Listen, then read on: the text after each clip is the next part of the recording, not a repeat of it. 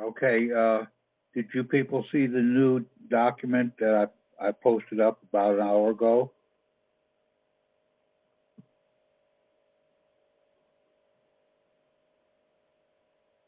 Called Abandon Your Public Persons. It's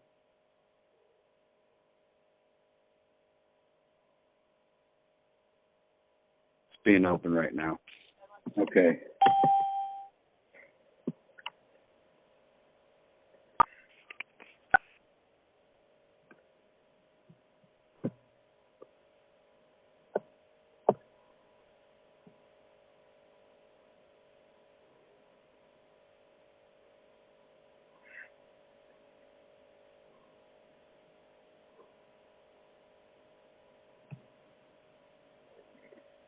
Just go ahead and kick it off with it.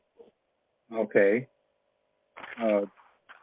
Patrick posted this on the Skype group today, and evidently it's a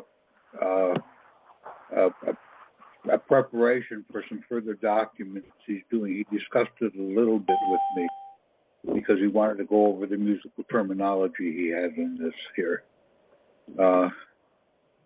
We'll go over this briefly, and then I was thinking we could go back and revisit the EINs and the authority package, which is stuff we still have to be doing.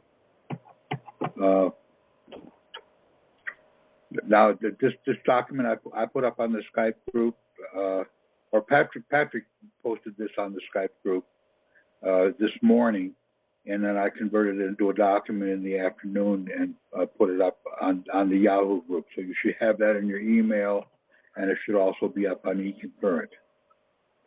So it says to the U.S. Federal District Court Chief Justice and U.S. Attorney.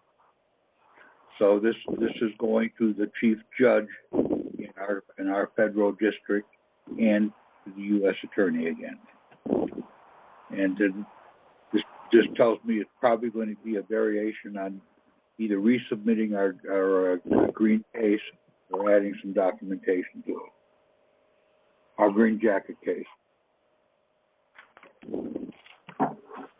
And then he reads, I am presenting my American Private International Postmaster and U.S. Treasury Shareholder Derivative Action Foreign Affidavit.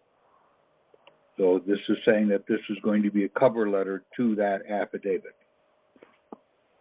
Now, the next part, he explained to me that he's actually using the example in the Bible of Solomon dividing up the children, and the true mother was the one who abandoned the baby.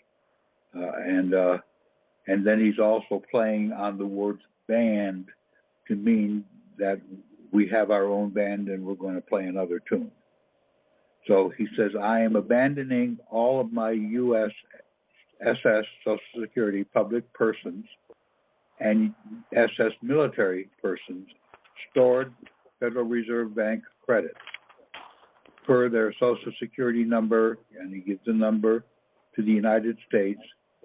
So he's surrendering these credits to the United States in order to, here begins the music, to play out at this time the frozen debt movement of Social Security debt release, and he gives the numbers on the back of the security card, and bring into sound harmony to all of the concerted public band and military band notes, bars, bonds, liens in the federal concert halls of justice.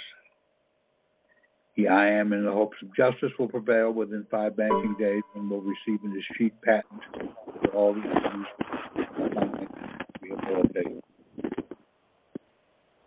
So it sounds like we're still on the same basic track, but we need more preparatory documents in front of that.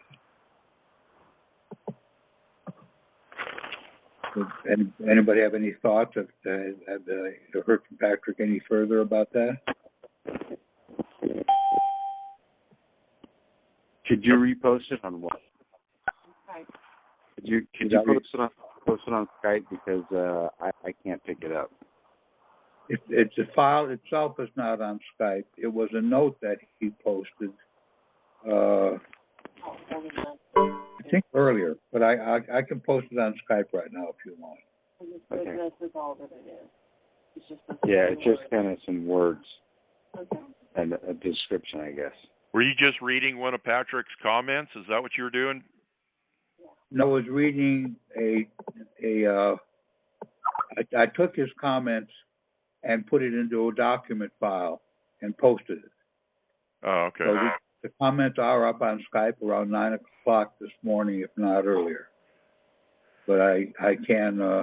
Did you put it on the Yahoo group? It's on the Yahoo group and it's on eConcurrent. Okay.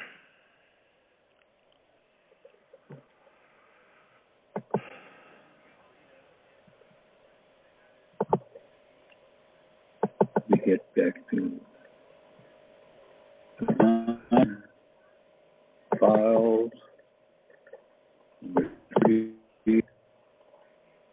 At the top of Abandoned Public Person, and there it is on the Yahoo, on the Skype group.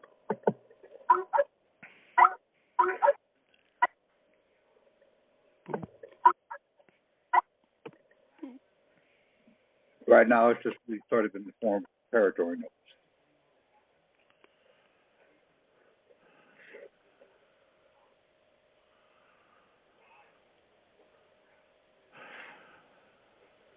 The other thing I note in here, let me bring the document back up in my reader here.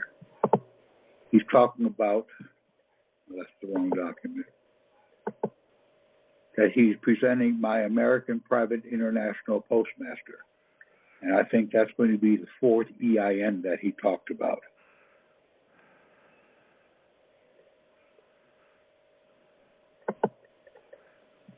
So, getting our own postmaster EIN? Right. Okay.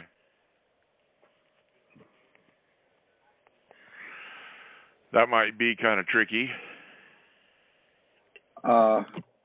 It could be, yes.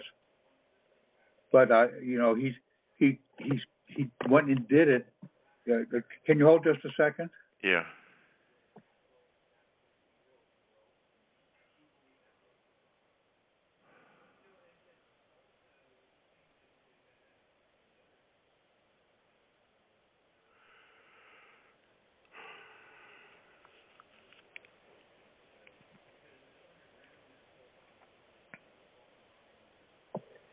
Okay, I'm back. He talked about doing it before. If you noticed, when he was surrendering his various documents in his life estate, he was surrendering the baptismal record under his postmaster's EIN. And we discussed it on the call several times, and he says we'll get into that later. Yeah. Okay? Yeah. Okay, now, some people are still fussing with EINs. Everybody have their EINs? Yeah. Yes, actually, oh, go ahead. No, I was just saying, I think, Thomas, you know I do, and I'm just studying and getting familiar with everything, getting ready to go. I'm not in a hurry, but I know the country is changing quickly. I mean, everybody thought there was going to be a bank closure. Banks, the Chinese opened their Shanghai Gold Exchange, and they're not relying on the dollar anymore. They're sending them all back to the United States. They quit taking them back in November 2005. They took cash for clunkers back in 2005. They wanted steel in payment. They don't want paper. Right. Right. No, but anyhow, that's another issue. I asked the question in general, not just you. Anybody has any trouble with EINs? You want to go over them some more? I'm going to go get a new Social Security card so I can get that number on the back. My original one didn't have any numbers on the back. No kidding. No, I got it back in like 1968 or 69, I think. Well, I had lost mine and renewed it in 2011, so I had my numbers. Okay, I mean, getting the EIN numbers are pretty straightforward. You fill out the SS-4 according to the examples that are out there on the Yahoo group, and then you go online and you take the data from the SS-4 form and you put it in the online form, and you get your EIN right there. A number of people on the call, just besides me, have done that. It takes you all of about, maybe 20 to 30 minutes in studying the EIN SS-4 form. I mean, it's not that hard at all. And then online, you're given 15 minutes to put it in. If you don't complete it in 15 minutes, it shuts you off and makes you start over. It's kind of a security feature. I don't understand exactly what it's securing, but that's what it does. And once you get to the very end, you get a summary sheet that should look very much like the sample summary sheet that Patrick gave you for his individual banker. And if you accept that, then they give you your EIN on the screen, and they also ask you, do you want to be mailed a confirmation letter, or do you want to download a PDF? And you want to download a PDF and have that thing immediately. You don't want to wait around for it.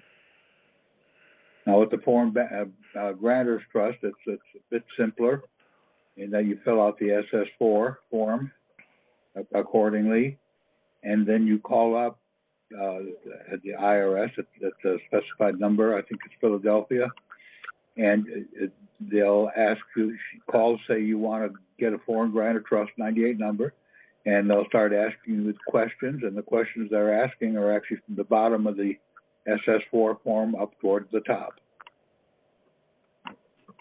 And you just give them the answer. Now, there have been a few people, Gasharon is one, I remember that, and who has been helping people call these things in. When I did mine, I think I used someone else as a third-party designee, and then I did third-party designee for somebody else. We were exchanging it. The advantage of doing third-party designee is that you can say, when they start asking intrusive questions, personal questions, you can just say, I'm just a designee. I don't know that information. I have what's right here. And generally, for businesses, the person who gets the EIN is usually their accountant, who doesn't know everything up and down about the business. All he's doing is calling to get the EIN. So if they're trying to quit you, that's the easiest way to forestall that, is just to have someone else call it in and say that I don't have that information. I have what's here on the SS-4. Isn't that what's needed? Now, when Patrick got his foreign grantors trust, he was able to, because he talked all the way to the top and chewed their arm off, he was able to get them to accept the fact that Iowa is foreign to the District of Columbus. But the IRS guys aren't going to do that. So you have to pick up a foreign address somewhere. The address I used was a mailing service up in Canada. But if you have foreign relatives, or you just go find yourself, people I talked to at one time down in Florida were using Israel addresses.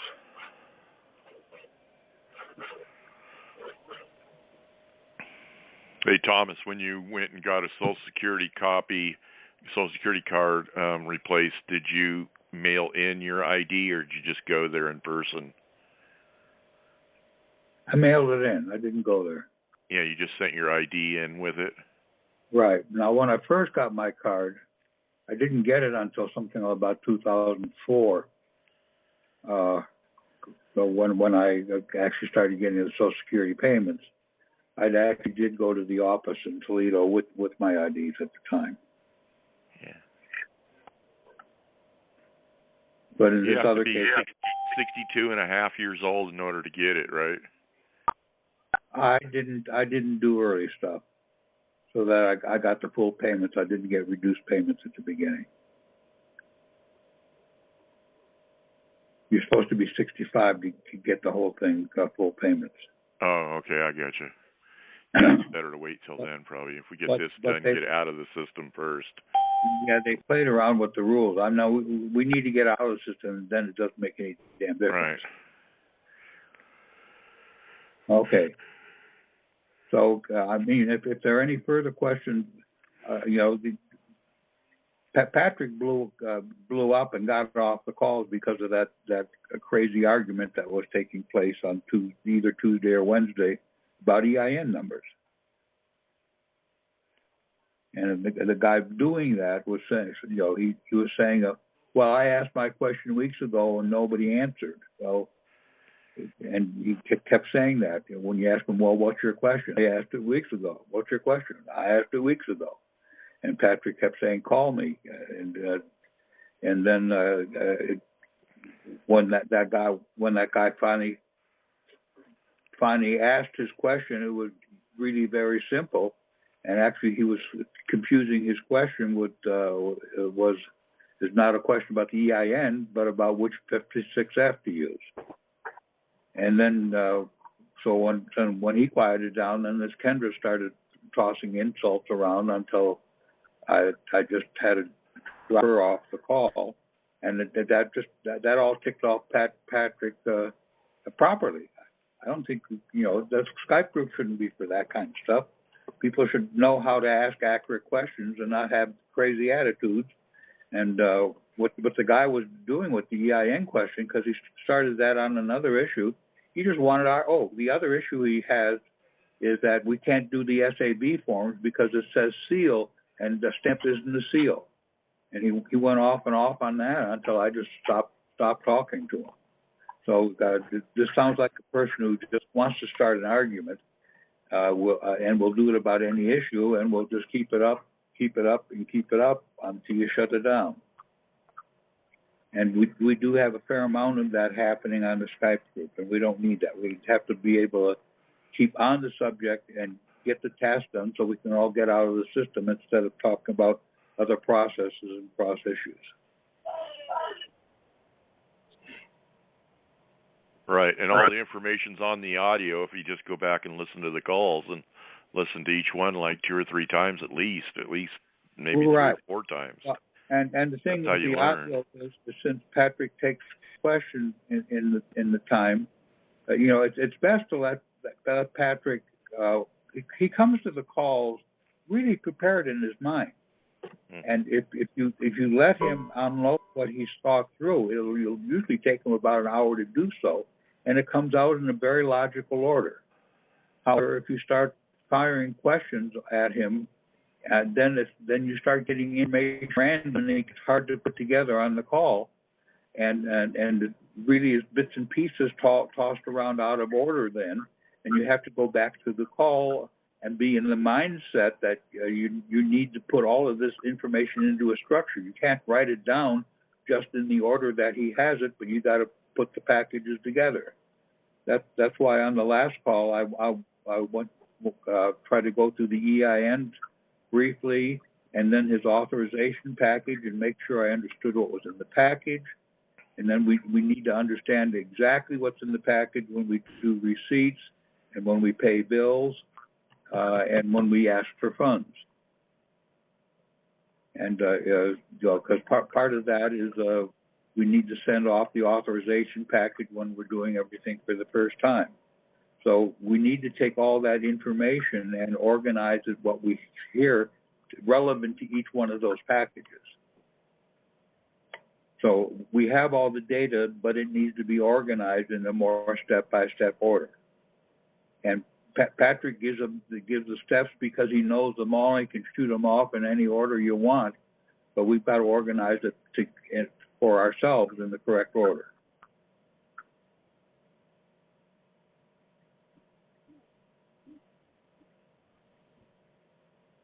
So, Bill, did you write that note about the Postal Service?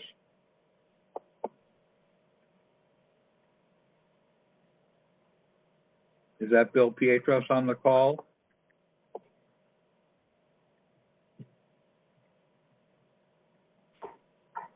Somebody wrote a note about the Postal Service?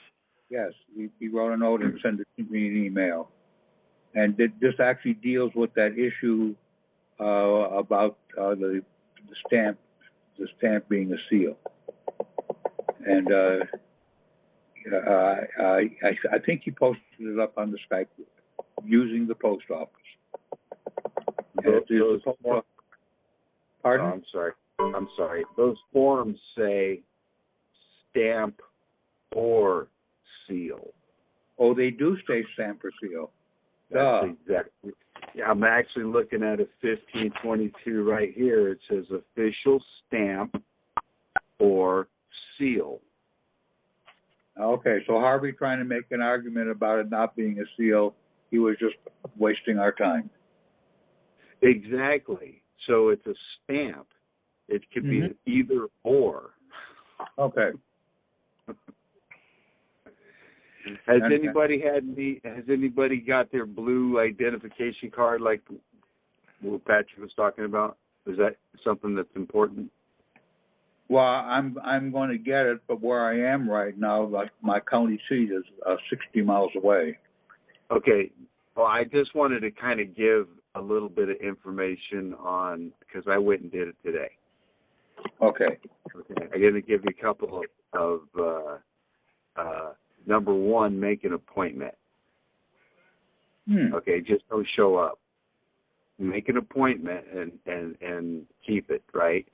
And remember how Patrick says, oh, yeah, when you get it back, you can write in red, unalienable on it? On the bottom right and patent it on the top. I put it across the top where they can see it. Okay. I didn't put anything on the bottom right. I just put unalienable, special, private, priority, and proprietary identification. Okay. In red.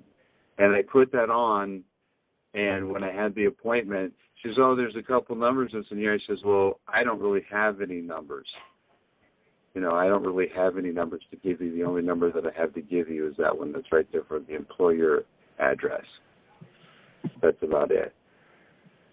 And the identification's on the fingerprint, so who in their right mind, I was thinking about who in their right mind is going to hand a law or even a peace officer a fraudulent document like this. Well, how is it fraudulent with your fingerprint and your picture right on? Exactly. So, you follow what I'm saying? You see the logic, kind of the logical reverse logic behind it? You use the terms unalienable, proprietary, and what? Special private priority. Oh, special private priority. Okay. Yeah. And proprietary identification. Because, if you just think about it, each one of these, there's none other like it. It's unique. Right. You follow what I mean? It's a work of art in a manner of speaking. Well, I've heard other people say, what identification do you need? Here I am. Well, they like to see paper. They're readers. Yeah, but nothing is as true and authentic you yourself. I've seen some that Canadian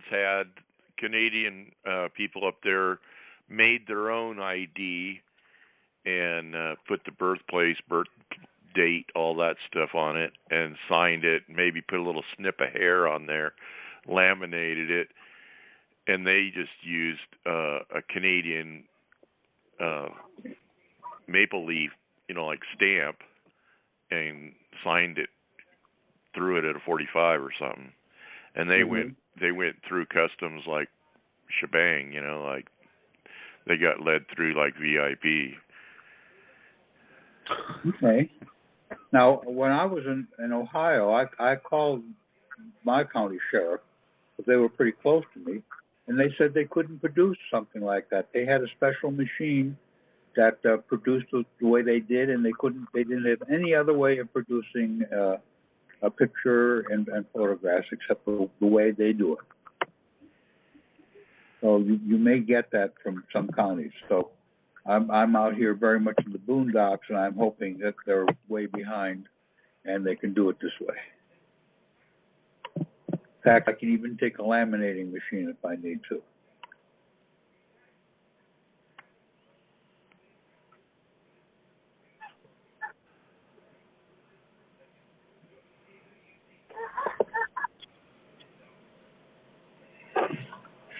Okay, I hope that tomorrow to be able to go down with one of the SAB forms, buy myself a number of global stamps, and then talk to the people. My post office only has 2 people in it, so I don't have much of a chain of command to go up through.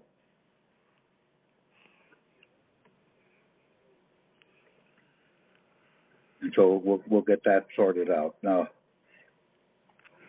I talked with Harold about paying bills because I had a whole bunch of utility bills, and yes, we can go through the process that Patrick mentions of taking your bill, doing the new stamp on the back,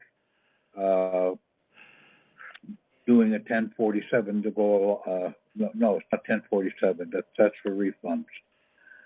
Doing the one for payment. I have that list somewhere with a cover letter, and perhaps the first time sending in your authority package. But he says it's looking more and more like most companies don't know how to do this, or at least don't want to admit how to do this. And that is probably better to pay the bills and go after the refunds with the 1047s.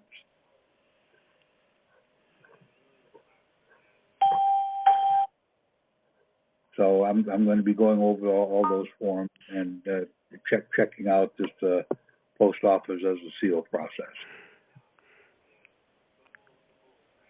And going over the last few calls, the way I mentioned is I think I've organized it into the packages I need. Then go through the calls and add that data into the package.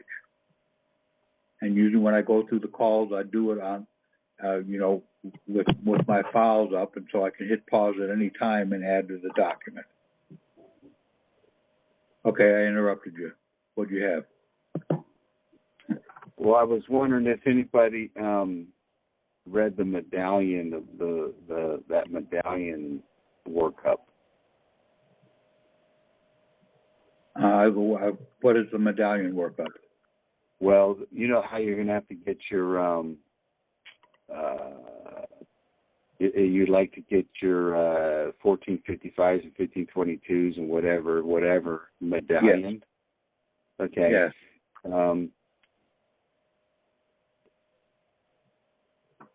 There's now what I'm getting out of this is what I've read out of it is that it appears that you can join this stamp association, whatever it is, and be provided with the medallion, the equipment to insert put the medallions yourself.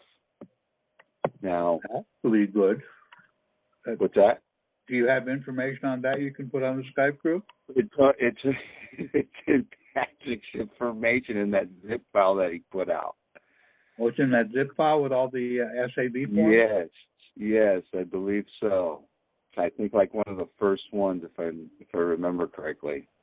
Yeah, that's something we should do on the next call. Let's go over all of those SAB forms that we put out in the zip package and discuss them, what we think should be done with it, and at least prepare ourselves for what's on those forms. I saw one that was an identification form, and we may have to fill out one of those identification forms first just to identify ourselves to fiscal services. I think that the lien notices and all that stuff, that notice package is probably going to be sufficient. But you have to kind of get yourself lined up, like I would imagine, just like a banker would, because this is something that's really important. The only thing that you're going to be medallionizing is your own stuff. Right. You're not medallionizing anybody else's stuff, and you're going to guard that because that's going to be the way, from what I read, instead of exchanging Federal Reserve notes, you're going to be exchanging medallions. Okay? So it's probably, a good, get into it, read it, and kind of, I have to read things several times. It's repetitive for it to sink in. That's what I do. I have to do that too. But that is a good idea. You're saying one of the forms in there helps us get the medallion stamp then? All those forms basically look like trust documents. There's quite a few in there, and they all have a purpose for whatever they'll cover the whole gambit of things that you might want to do as a banker. Okay, yeah, because remember, Patrick says there is no trust, but what we're doing as a fiduciary is some of the duties associated with a trustee. Well, and so it makes sense that we would need these forms to do, because having a medallion in our own private enterprise, the state bank and trust, makes sense. Mm-hmm. And having our individual banker doing it all, because that's the one who's signing these SAB forms anyhow for us. Well, there's links on his documents, okay, in that zip file. There's links. Hit the links and see where it takes you. You follow what I'm saying? Those are like little nuggets on the side. You know what I'm saying? That just kind of take you. It takes a minute to kind of realize what role we're going to be playing, because the whole world is a stage, and we're going to be playing the role of a banker. Right. Sometimes we're going to be playing the role as a trustee on sometimes, and we're going to be playing the role as a beneficiary on sometimes. Right. You follow? Right. And basically that the zip file is a bunch of tools, and now that we have the tools, we can start studying and thinking about how can we use these. Mm-hmm. So I think that's a good project that we all need to do.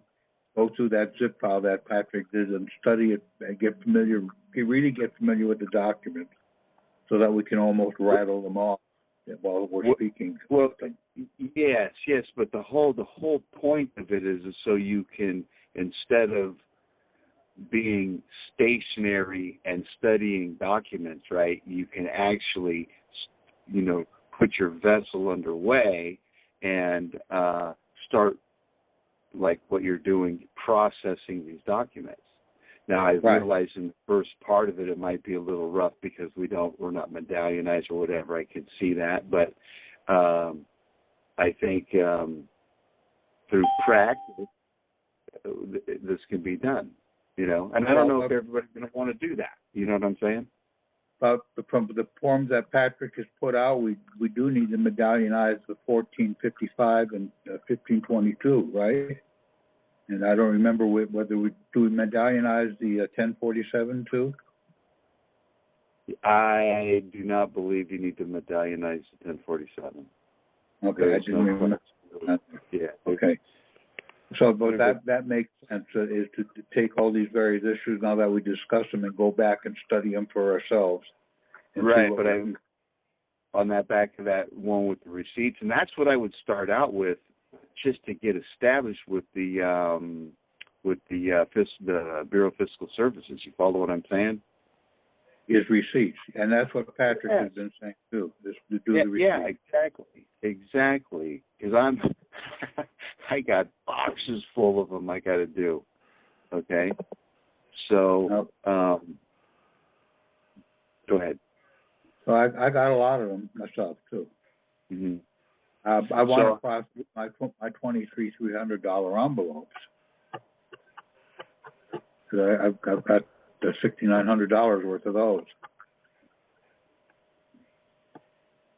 So, are you doing I know you got to record all your receipts and everything. Are you doing are you putting just to test the waters, like maybe a month's worth or something like that, and just to kind of because we want to make sure that when we send the receipts off, they're not just going to go down the trash can. We can no longer send them in.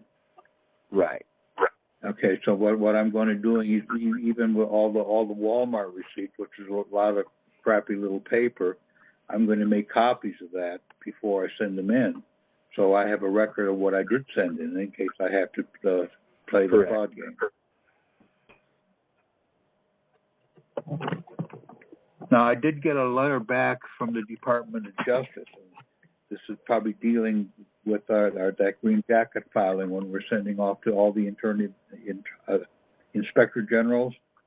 Thank you for your recent correspondence. DOJ Inspector General investigates allegations of misconduct by employees of the U.S. Department of Justice, as well as waste, fraud, and abuse affecting DOJ agency programs.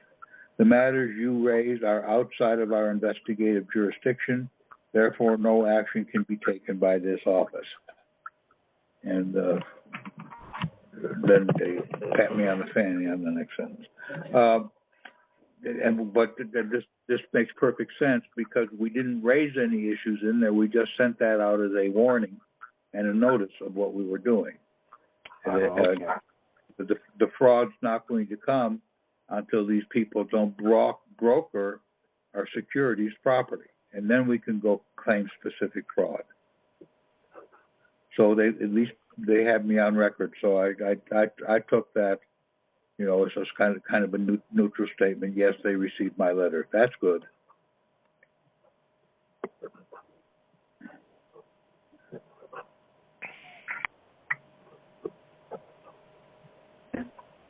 Okay. Any more? I think that we've got enough to work on here. Is to go through the calls, try to organize things in the package, look at that SAV zip file, and get a good sense of what the tools are. Go down and do our own identification cards, and look at using our stamps on the SAV forms at the post office. Get familiar with the post office people.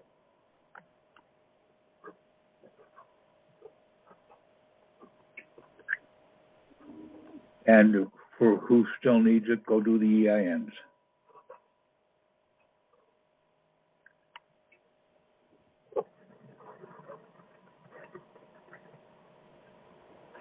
Any more you guys want to bring up?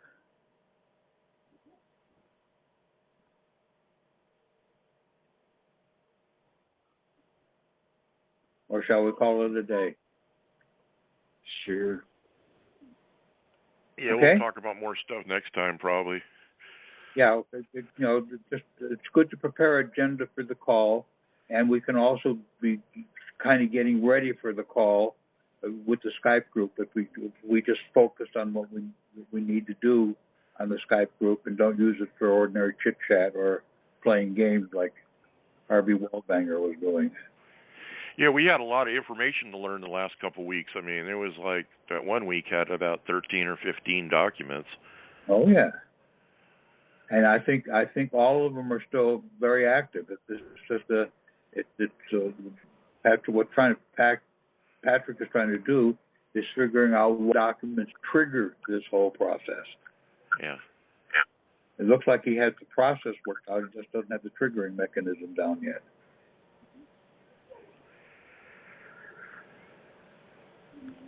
Okay. Yeah, we're like licensing ourselves to get in the front door to do what we're going to do. Yes. Yeah, I understand. And he's also looking for us to think about this and come up with suggestions and ideas that may not be fully complete, but may give him a clue of what he might look for. Yeah. Because he's very good at taking just the slightest hint and being able to drive it to the wall.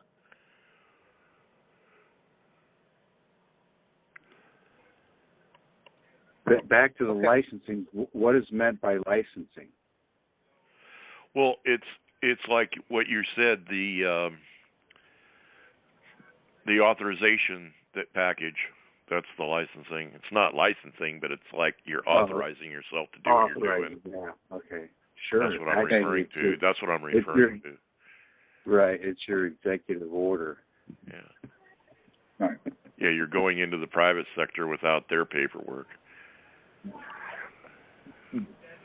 So I'm still like looping from the private enterprise. You know, every constitution has one. Yes. And the private enterprise we have is our private bank. Correct. Well, I was just more so concerned about the non-interference of non-public interference, non-state, non-governmental interference. You follow? Mm-hmm. That's right. But it's just emphasizing the state has no regulatory power over our bank. Correct. The bank is a private contract with ourselves. Yeah, who's that speaking, Tom? The other guy, is that Mike? My name is Robert. Oh, Robert. Yeah. What state are you in? California. Oh, okay. Good, I am Yeah. too.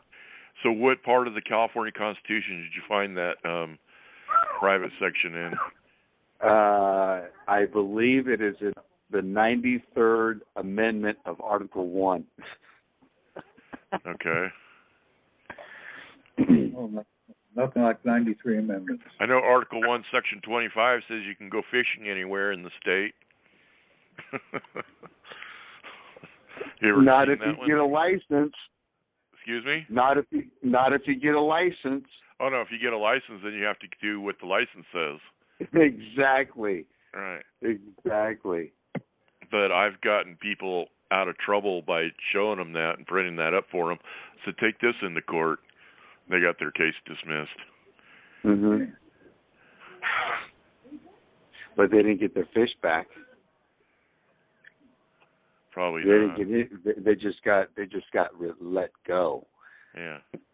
They were just happy to be let go. Yeah. What I want to see working with Patrick's stuff is to be able to get people out of prison and get cases dropped. So we got to get the basics down before we can do that part of it.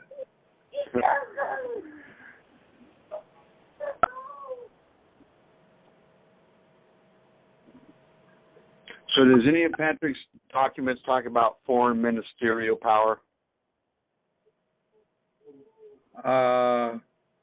What didn't the last one with the court that's saying that the court is only going as a foreign entity only has ministerial power, and we coming in admiralty can order the court what to do. No, they're only operating in a quasi judicial capacity. They're not the office of the other offices. Judge or clerk. But I think that admiralty document says they are no longer even quasi-judicial. They basically are ministerial. They have to do what they're told. I'll go back and review that document. Oh, you know what? I think you might be correct on that, because in the definition of ministerial means subservient and something else. One of the first is subservient and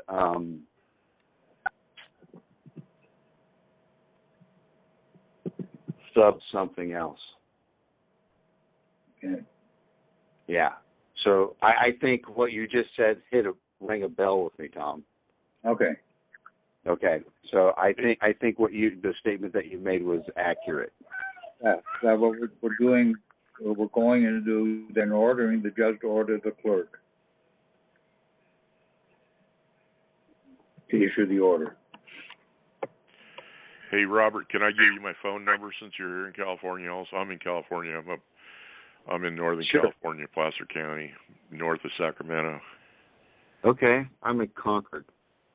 Yeah, I grew up in Concord. What's your name?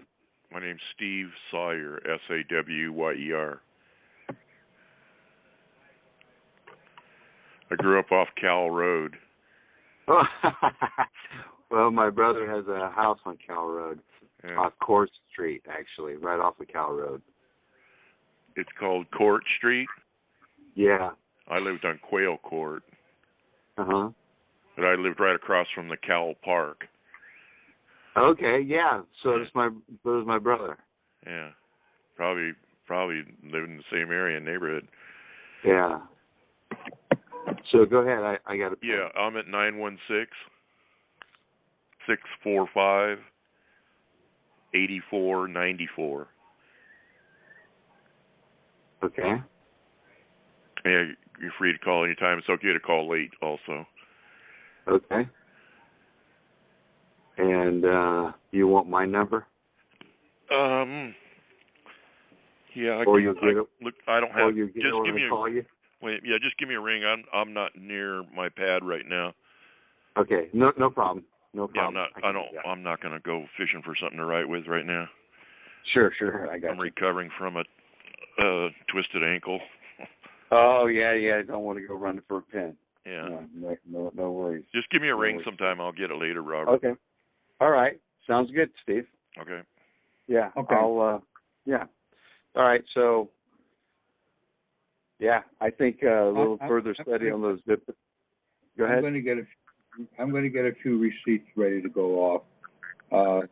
So we might want to do that. Go see how our post office people are, and then get a few receipts to go off. I got a bunch of Walmart receipts I can send in. So I just have one quick question on the recording. Is anybody having challenges trying to record their documents at the county recorder? I haven't yet because we have. We've had them say, "Isn't that in our code? Isn't that in our yellow code book?" And that means that the code yellow, it means call the cops, and pretty soon the lobby's full of cops. Yeah, we've had problems. Okay. They're little sneaky bastards. But I have some information that will lean them up on. It's not. I don't think it's the place that we're supposed to be going. Well, I have some information that'll help you with as far as their duty goes, and it's a lawbreaker for them to do what they're doing. I have like some 43rd Congress statute, blah blah blah, something like that. I don't have it memorized, but yeah, I have some documents about it. I have one or two rules about it. Well, they're saying that they only record land titles. Yeah, they say a lot of things. But they're not even registered with the Secretary of the State anyhow. So if they don't do it, we should just send it to the Secretary of the State. Because, I mean, really, why would you want to record something that's not even registered with the Secretary of the State? That's a great point. Yeah. That is a great point. I have 2 certificates from the Secretary of State of California. I paid them money, $15 each, to find corporation existence or non-existence for Placer County, County of Placer, and Superior Court of California, County of Placer. They searched on all 3 of them. They sent me 3 certificates. They said the Secretary of the State of California has searched and found no evidence or record of Placer County or County of Placer or, Superior Courts of California. So they're foreign. They're not even registered as foreign agents. On and on and on. So they're a bunch of communists, and they're going to call the cops on you. So you might as well just go right to the Secretary of the State. And then if they breach their duty, then they're really in a serious problem. But yeah. I don't see why. I mean, really, the county is supposed to be, the de jure county is supposed to be small C county and not a big C county of. That's a derivative of small county. So, really, you're going in there just like you're going to go see Coca-Cola or, Sears or Firestone Rubber, and you're saying, I want to record some documents, so they can say, well, see you later, get lost, buddy. That's pretty much what it is, but you have a good point. So I was thinking that it's the clerk of the court recorder, okay? Yeah. That's the recorder that we want to record these documents with. Yeah. We want to give those guys notice because now I think also I don't know if you're going to be able to go down there and file them in, or if you're going to need to mail them registered. I don't know. Right, and you know what? When you go to the window, even if you want a sound recording of something that happened in court, they don't even have them. It's like they have to go make it up. You'll sit there and wait forever.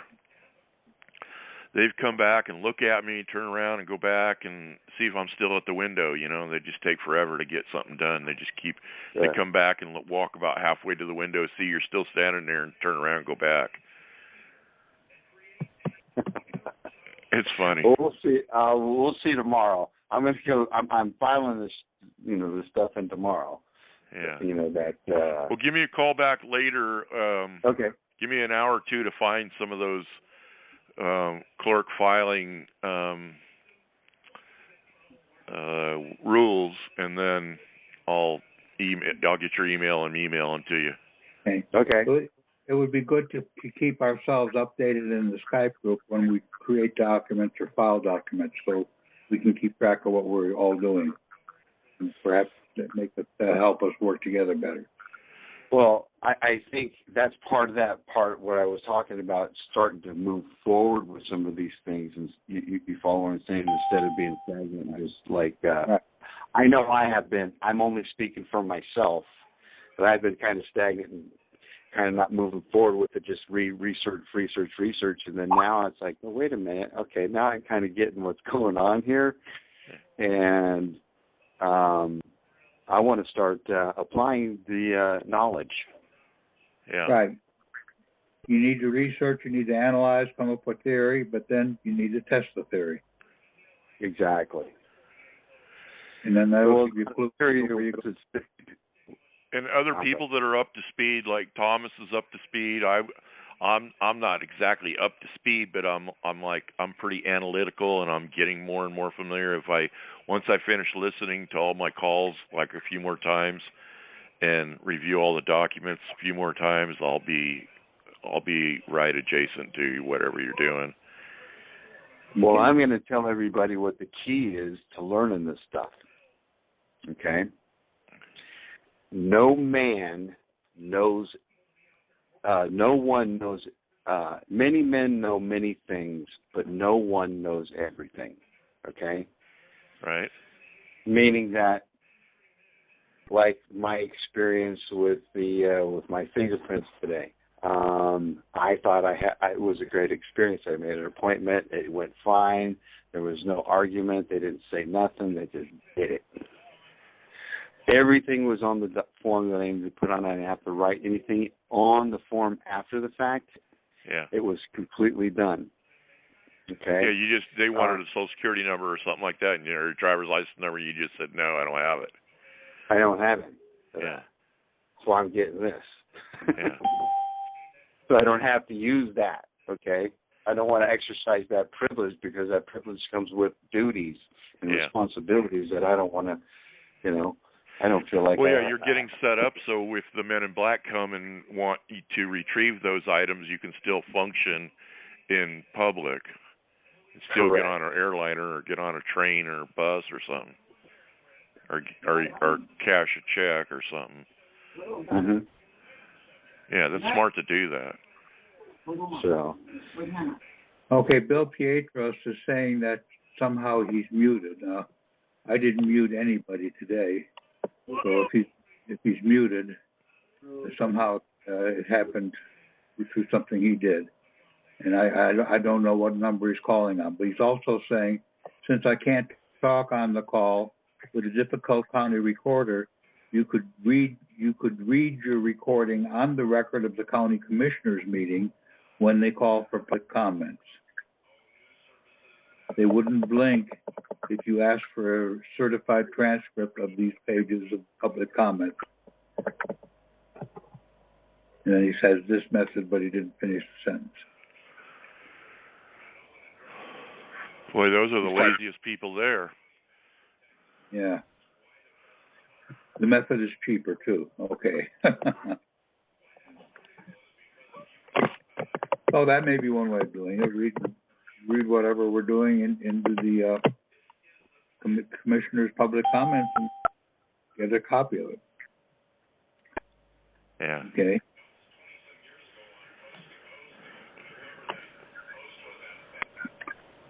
Okay, any more?